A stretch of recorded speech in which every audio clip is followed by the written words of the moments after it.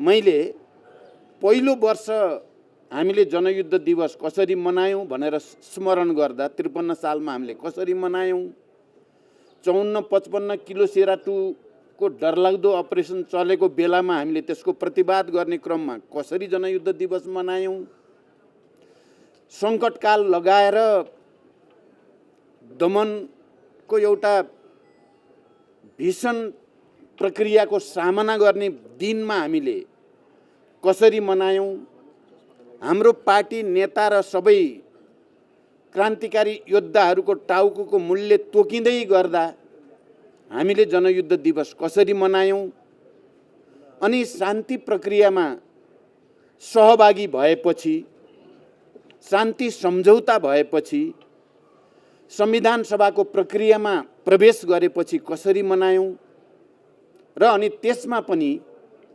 गणतन्त्र नेपालको पहिलो नेतृत्व गर्ने पार्टीको रूपमा माओवादी पार्टी आइपुग्दा हामीले फेरि जनयुद्ध दिवस कसरी मनायौँ र प्रत्येक वर्षका सम्भावना र चुनौतीहरूलाई हामीले कसरी डिल गर्यौँ, ह्यान्डल गर्यौँ, यसका सबैका आफ्नै विशिष्टताहरू छन्, आफ्नै विशेषताहरू छन्। म कमरेडहरूलाई यी सबै ऐतिहासिक घटनाक्रमहरू सामान्य होइनन्,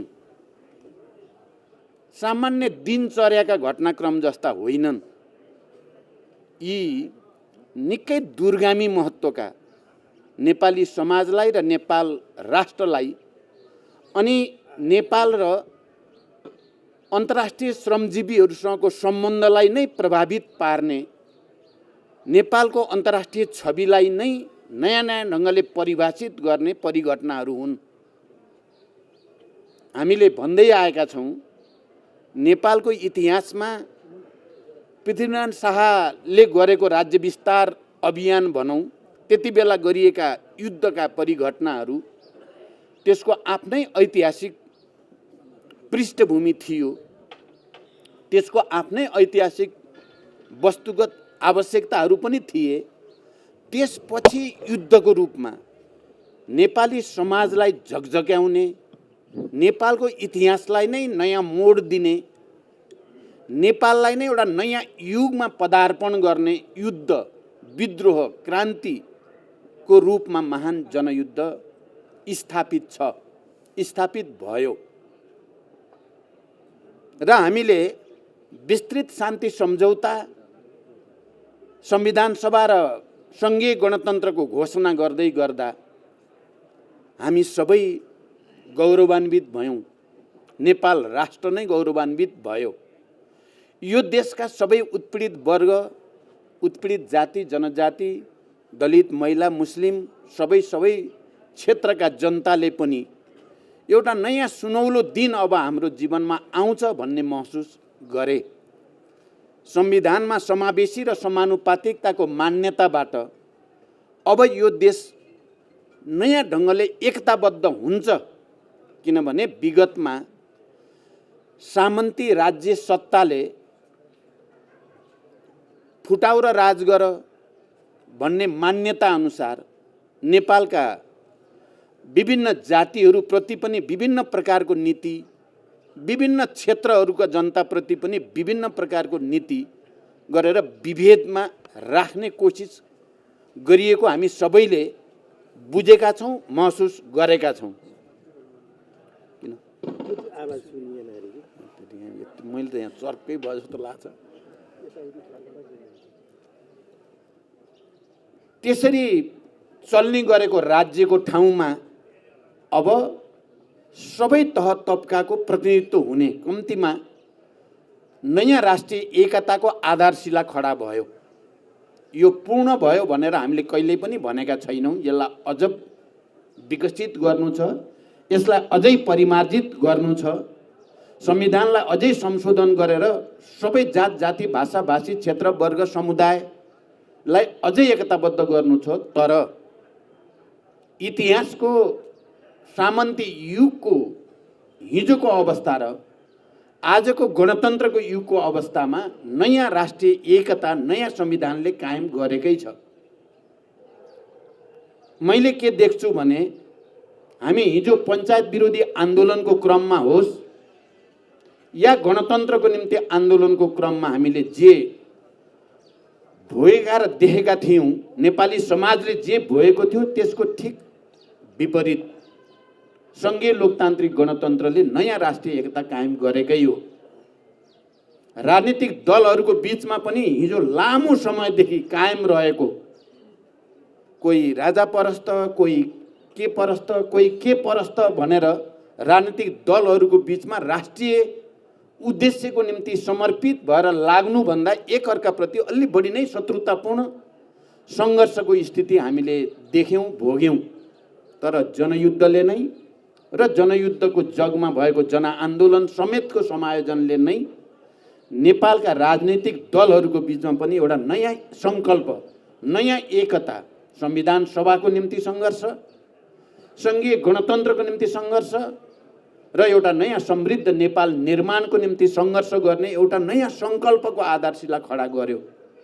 म आजको दिन 27औं जनयुद्ध दिवसको सन्दर्भमा यो कुरालाई म विशेष जोड गरेर भन्न चाहन्छु, नयाँ राष्ट्रिय एकता कायम भएको हो र यो नयाँ राष्ट्रिय एकताले सामाजिक सद्भाव, समाजमा सबै आफू बिस्तारै अधिकार सम्पन्न हुँदै गएको र हुँदै जाने विश्वास यसले पैदा गर्यो।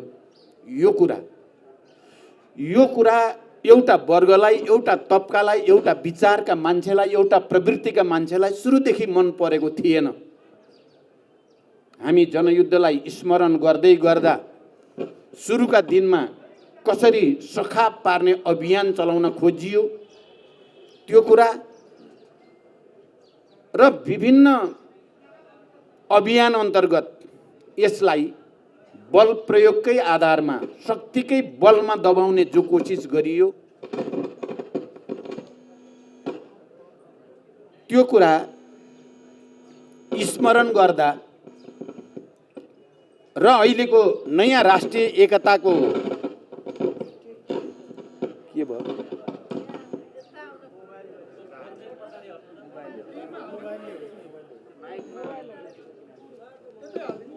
त्यो कुरा स्मरण गर्दा हामी सबै विशेष रूपले गम्भीर हुन जरुरी छ। आज एकचोटि फेरि जनयुद्ध र त्यसले ल्याएका परिवर्तनलाई केही गरी कमजोर पार्न सकिन्छ कि भन्ने प्रयासहरू फेरि नयाँ सिराबाट आउन खोजेका छन्। नेपालको लोकतान्त्रिक आन्दोलन र नेपालको राष्ट्रिय स्वाधीनताको आन्दोलनलाई, लोकतान्त्रिक आन्दोलन र राष्ट्रिय स्वाधीनताको आन्दोलनलाई कमजोर पार्ने र यो परिवर्तनको नेतृत्वको रूपमा नेकपा माओवादी केन्द्रलाई कमजोर पार्ने प्रयासहरू अहिले नयाँ ढङ्गले अगाडि आएका छन्। आज जनयुद्ध दिवस मनाउनुको हाम्रो तात्पर्य एकचोटि फेरि नयाँ सङ्कल्प लिनुपर्ने, राष्ट्रिय स्वाधीनताको निम्ति र प्राप्त लोकतान्त्रिक अधिकारको रक्षाको निम्ति संविधान र त्यसमा राखिएका प्रावधानहरू, जनपक्षीय प्रावधानलाई अझ परिमार्जन गर्ने सङ्कल्प सहित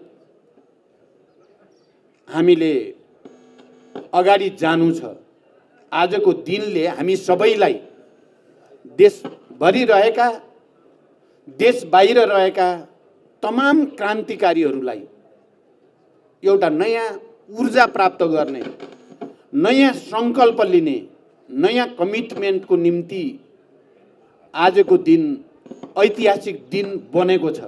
र म हिजो जनयुद्धको प्रारम्भिक तयारीको योजना बनाउँदै गर्दाका दिनहरू स्मरण गर्दै, यो त गयो झन्,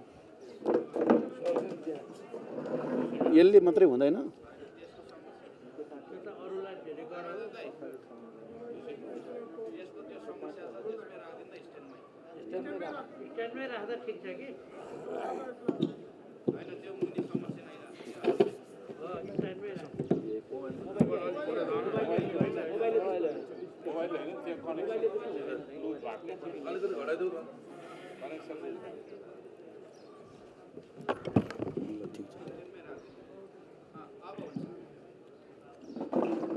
मैले भन्दै थिएँ कि यो साल हाम्रो लागि अझ विशेष रूपले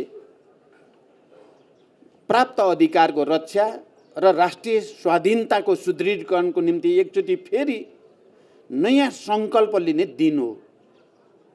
म देशभित्र र देश बाहिर रहेका तमाम क्रान्तिकारी कमरेडहरू, मित्रहरू र यो देशमा उत्पीडित वर्ग, जाति, क्षेत्र, समुदायको हक अधिकारका पक्षपाती तमाम जनसमुदायप्रति पनि म विशेष अपिल गर्न चाहन्छु। आजको दिन हामी सबैले फेरि एउटा नयाँ एकता कायम गर्ने, नयाँ ऊर्जासहित नयाँ अभियानमा प्रवेश गर्ने दिनको रूपमा यसलाई बदल्न जरुरी छ। तपाईँ हामी हेऱ्यौँ भने हामी पटक पटक प्रतिक्रियावादी, प्रतिक्रान्तिकारी, अवसरवादीहरूले जनयुद्धका उपलब्धिहरूलाई कमजोर पार्ने या उल्ट्याउने षड्यन्त्रका विरुद्ध हामी सङ्घर्ष कुनै न कुनै रूपमा गर्दै आएका छौँ र गत सालदेखि अहिले हामी सबैले प्रत्यक्ष रूपले भोग्यौँ। प्रतिगमनले कसरी टाउको उठाउन खोज्यो, संविधानलाई कसरी निस्तेज पार्न खोजियो, संविधानका पनि ती प्रावधानहरू जुन प्रावधानहरू प्रगतिशील छन् तिनलाई कसरी उल्ट्याउन खोजियो र यो देशलाई फेरि एउटा राजनैतिक सङ्कटको भुमरीमा लान खोजियो र त्यसका विरुद्ध हामीले फेरि एकचोटि दृढ सङ्कल्प सङ्घर्षको मैदानमा जान पर्यो। हामीले सबै चिज छोड्यौँ, जरुरी पर्छ भने जस्तोसुकै त्याग र बलिदान गर्न पनि हामी तयार छौँ भनेर हामी सडकमा गयौँ। जब हामीले प्रतिगमन र उपलब्धिलाई उल्ट्याउन खोज्ने प्रवृत्तिका विरुद्ध जनतालाई अपिल गऱ्यौँ र हामी आफै सडकमा पुग्यौँ, लाखौँ लाख जनताहरू देशव्यापी रूपमा त्यसको पक्षमा खडा भयो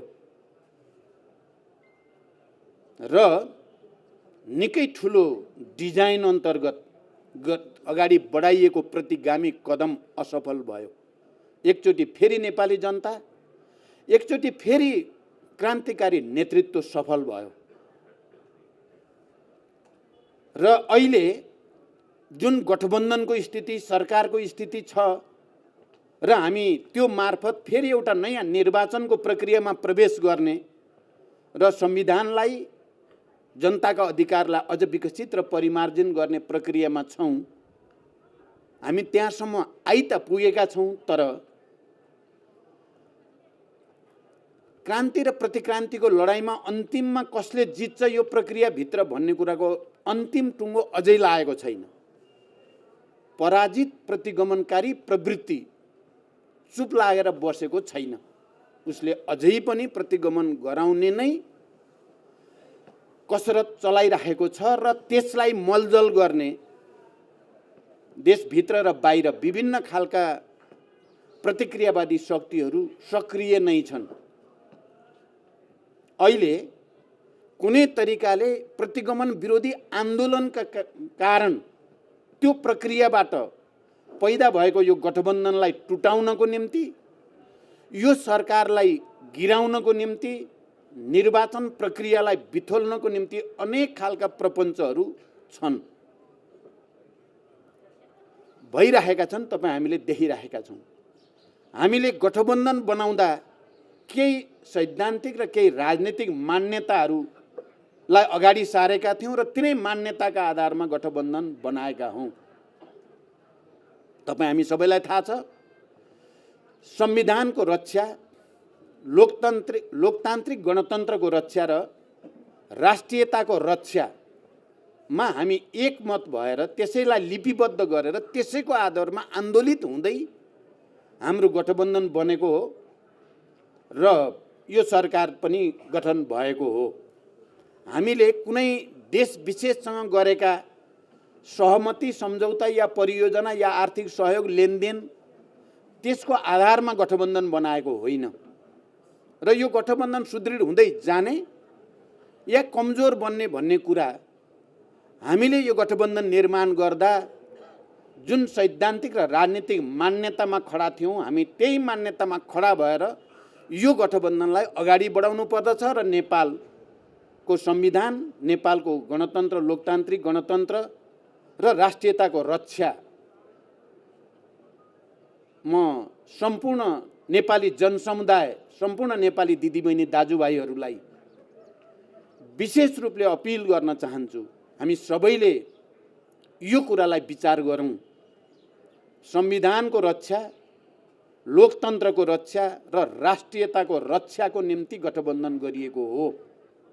कुनै एउटा खास परियोजना गर्ने या नगर्ने भन्ने आधारमा यो गठबन्धन गरिएको होइन। आज यदि कसैले कुनै एउटा परियोजनासँग सम्बन्धित गराएर गठबन्धनको भाग्य र भविष्य बारे सोच्छ भने त्यसको हाम्रो ऐतिहासिक धरातल भत्काउने जस्तै हुन जान्छ। म यो पक्षमा आम जनतासँग अपिल गर्न चाहन्छु। हामीले यो गठबन्धन जुन मूल्य, जुन मान्यतामा टेकेर चाहिँ बनाएका हौँ, हामी त्यसैमा दृढ रहौँ। आम जनताले हामीलाई जे उद्देश्यको निम्ति साथ दिएको हो, मलाई विश्वास छ जनता अहिले पनि त्यही विश्वासमा, त्यही भरोसामा छन्। त्यसकारण जनताको यो भावना, जनताको यो समर्थन, भरोसालाई हामी कसैले पनि मिनिमाइज गर्न हुँदैन। हामी सबैले त्यसलाई उच्च सम्मान गर्नुपर्दछ र त्यसको जनताको त्यो मर्म र भावना अन्तर्गत नै अरू सबै परिघटनाहरू हुन्छन्, राख्नुपर्छ भनेर म विशेष रूपले भन्न चाहन्छु। म जाँदा जाँदै अब धेरै लामो व्याख्या गर्न सम्भव पनि छैन, समय पनि छैन। आज म जनकपुरमा पनि जाँदैछु। पोहोर साल जनयुद्ध दिवस मनाउँदै गर्दा बर्दिया जिल्ला, जहाँ सबभन्दा बढी बेपत्ता भएको जिल्ला छ जनयुद्धका क्रममा, त्यहाँको एउटा गाउँपालिकाको सरकारले सरकारकै हैसियतबाट जनयुद्ध दिवस मनाएको थियो। केही प्रकाशनहरू, केही सम्मान कार्यक्रमहरू राखेको थियो, सम्मानहरू राखेको थियो। अहिले यो पटक त्यसमा एउटा नयाँ फड्को भन्नुपर्छ। मधेसमा त्यहाँको सरकारकै तर्फबाट जनयुद्ध दिवस मनाउने भनेर निर्णय भएको छ र मलाई प्रमुख अतिथिको रूपमा निम्ता गरिएको छ। म के चाहन्छु भने अब सबै प्रदेश सरकार र केन्द्र सरकारले पनि जनयुद्ध दिवस मनाउन म अपिल गर्न चाहन्छु।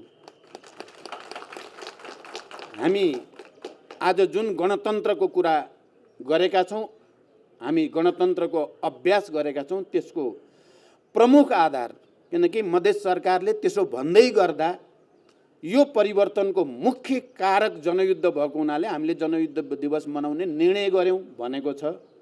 म हाम्रा मुख्यमन्त्री भएका सरकारहरू र अरू जो कोही मुख्यमन्त्री भएका सरकारहरूलाई पनि यसै गरी यो दिवसलाई जति सम्मानित गर्यो सङ्घीय लोकतान्त्रिक गणतन्त्र त्यति सुदृढ हुन्छ।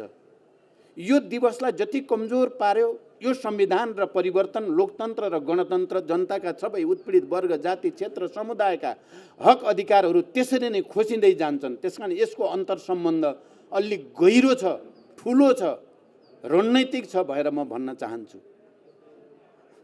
र छिटै केन्द्रबाट पनि त्यो होस्, हुनेछ भनेर पनि म विश्वास व्यक्त गर्न चाहन्छु। सुरुदेखि म अब अन्तिममा एउटा पक्षतिर सबैको ध्यान आकर्षित गरेर मेरो भनाइ टुङ्ग्याउन चाहन्छु। सुरुदेखि जति बेला हामीले जनयुद्धको ऐतिहासिक पहल गर्यौँ त्यो दिनदेखि नै यो पार्टीलाई, यो आन्दोलनलाई, यो नेतृत्वलाई, यो विचारलाई कमजोर पार्ने अनेक षड्यन्त्रहरू भए, हामीले सामना गर्यौँ र त्यसको पराकाष्ठाका रूपमा ठुल्ठुला नरसंहारहरू, गाउँ गाउँमा बलात्कार, हत्या, हिंसाका विभीषिकाहरू हामीले नजिकबाट हेऱ्यौँ, देख्यौँ, भोग्यौँ र नेतृत्वलाई सम्पूर्ण रूपले सखाप पार्ने भनेर टाउको काट्ने, झोलामा ल्याउने कुराहरू पनि हामीले देख्यौँ, सुन्यौँ, भोग्यौँ। तर आम नेपाली जनताको साथ समर्थनले गर्दा जनताको एउटा प्रतिबद्धता आन्दोलनप्रति, क्रान्तिप्रति, त्याग र बलिदानप्रति प्रतिबद्धताले गर्दा हामी एउटा ठुलो राजनीतिक परिवर्तनको कारक सहित हामी यहाँ छौँ, यहाँ आइपुग्यौँ। कसैले रोक्न सकेन। हामीलाई कसैले दया माया गरेर चाहिँ सङ्घीय गणतन्त्रमा ल्याएको होइन। हामीले त्याग र बलिदानका अनगिन्ती कीर्तिमानहरू कायम गरेर हजारौँ हजार शहीदहरूको, बेपत्ता योद्धाहरूको बलिदान र तमाम क्रान्तिकारी कम्युनिस्टहरूको एकताबद्ध पहलको कारणले हामी आज यहाँ छौँ। अहिले पनि त्यो सङ्घर्ष चाहिँ भिन्न रूपमा जारी नै छ। अहिले पनि यो परिवर्तन र उपलब्धि उल्ट्याउनको लागि नेतृत्वलाई के गरी बदनाम गर्न सकिन्छ, के गरी कमजोर पार्न सकिन्छ भन्ने मैले हेर्दा जनयुद्धको ऐतिहासिक पहलका दिन जस्तो थियो।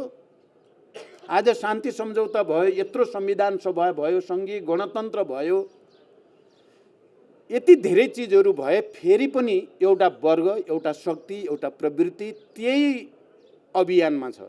कसरी यो माओवादी आन्दोलन र यसको मुख्य नेतृत्वलाई अझ कमजोर पार्न सकिन्छ, बदनाम गर्न सकिन्छ, भएका नभएका उल्टा झुटा अतिरञ्जित एउटा मनसायले गरेको कामलाई अर्को ढङ्गले व्याख्या गर्ने, यस्ता तमाम कुराहरू छन्। तमाम कुराहरू हिजो मात्रै प्रधानमन्त्रीजी म र माधव नेपालजी बसेका थियौँ र छलफल गरेका थियौँ सदनको बारेमा। मिडियामा आयो, सभामुखलाई प्रचण्डले भनेर 10 दिन सारियो सदन। प्रधानमन्त्रीले नचाहँदै फेरि चाहिँ 6 दिन सारियो। प्रधानमन्त्रीले नचाहँदै प्रचण्डको आदेशमा अग्नि सापकोटा चाहिँ सभामुख होइन आदि इत्यादि। मैले एउटा सानो उदाहरणको रूपमा मात्रै यो भन्न खोजेको हो। हामी हिजो छलफल गर्यौँ, यो के विचित्र हो। यो प्रधानमन्त्री आफैले कोभिडको यो स्थितिमा 10 दिन सार्नुपर्छ भनेर प्रस्ताव राख्नुभयो, मैले ठिकै हो भने। अनि सञ्चार मन्त्रीले सभामुखलाई फोन गरेर हाम्रै अगाडिबाट 10 दिन सार्न पर्यो सभामुखजी भनेर सञ्चार मन्त्रीले भन्नुभयो। तर मिडियामा चाहिँ प्रचण्डलाई के गरी बदनाम गर्न सकिन्छ यो प्रक्रियामा र जनतालाई के गरी भ्रमित पार्न सकिन्छ भन्ने षड्यन्त्रको अङ्गको रूपमा प्रचार गरियो। हिजो प्रधानमन्त्रीजीले भन्नुभयो, भनिदिनुहोस् जनतालाई यो झुटो कुरा हो, प्रधानमन्त्रीले नै गरेको भनिदिनुहोस् भनेर भन्नुभयो। म आज त्यो भन्न पनि चाहेँ। मैले यो त सानो उदाहरण भनेको। यस्ता थुप्रै कुराहरू छन्, ठुल्ठुला कुरा पनि छन्।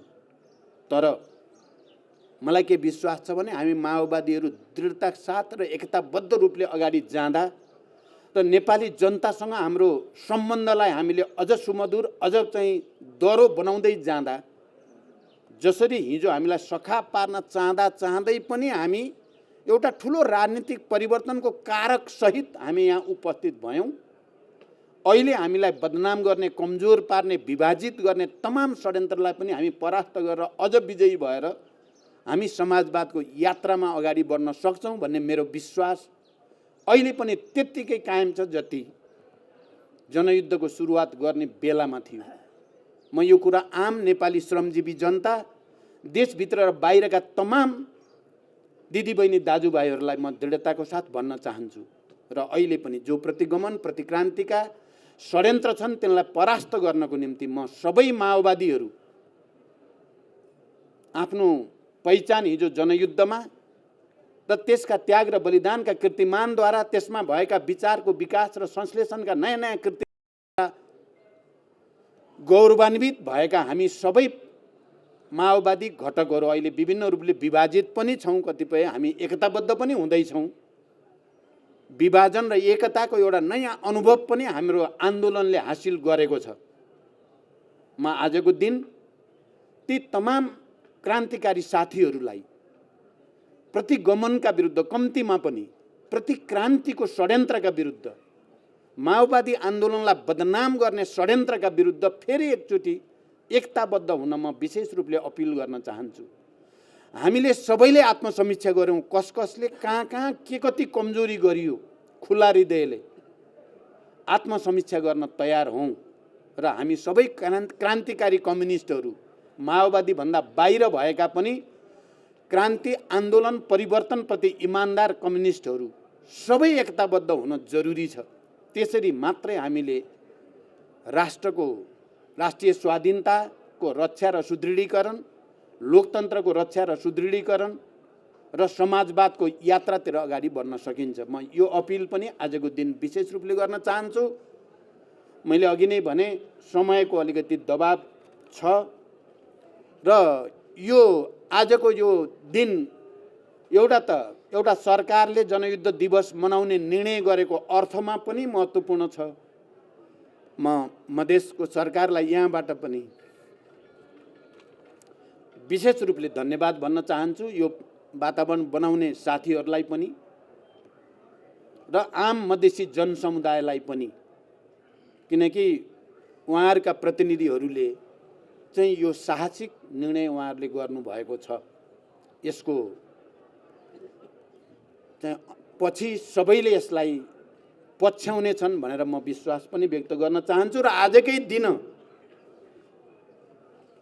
आजकै दिन हाम्रो महान जनयुद्धको क्रममा महत्त्वपूर्ण भूमिकामा रहनुभएका र निकै अप्ठ्यारो दिनहरूमा पनि पार्टीलाई, आन्दोलनलाई र नेतृत्वको रक्षाको निम्ति धेरै महत्त्वपूर्ण भूमिका खेल्नुभएका हामी सबैले चिनेका छौँ। कमरेड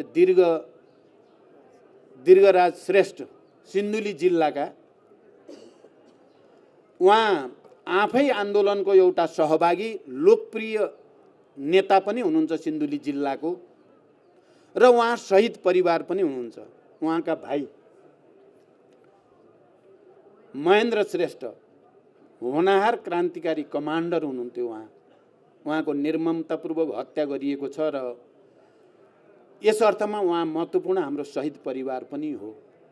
उहाँ यस बीचमा विभाजनको एउटा बडो नमिठो श्रृङ्खला आयो, विविध कारणले उहाँ अर्कै ठाउँमा केन्द्रित हुनुहुन्थ्यो। अस्तिको दिन उहाँ कमरेड हरिबोल गजुरेल र दीर्घश्रेष्ठ सल्लाह गरेर मकहाँ आउनुभयो र पार्टीमा समायोजित हुने, पार्टीमा जोडिने, यही मूल पार्टीमै जोडिन आवश्यक छ भन्ने उहाँले पनि महसुस गर्नुभयो। हामीले सल्लाह गऱ्यौँ, त्यसो भने जनयुद्ध दिवसकै दिन पार्टी हेडक्वार्टरमा नै तपाईँको स्तरको कमरेड प्रवेश गर्दा या जोडिँदा त्यो सन्देश ठुलो हुन्छ भनेर हामीले सल्लाह गरेका थियौँ। कमरेड दीर्घश्रेष्ठ यहाँ आइपुग्नु भएको छ। म उहाँलाई हार्दिक बधाई पनि भन्न चाहन्छु, हार्दिक शुभकामना पनि भन्न चाहन्छु।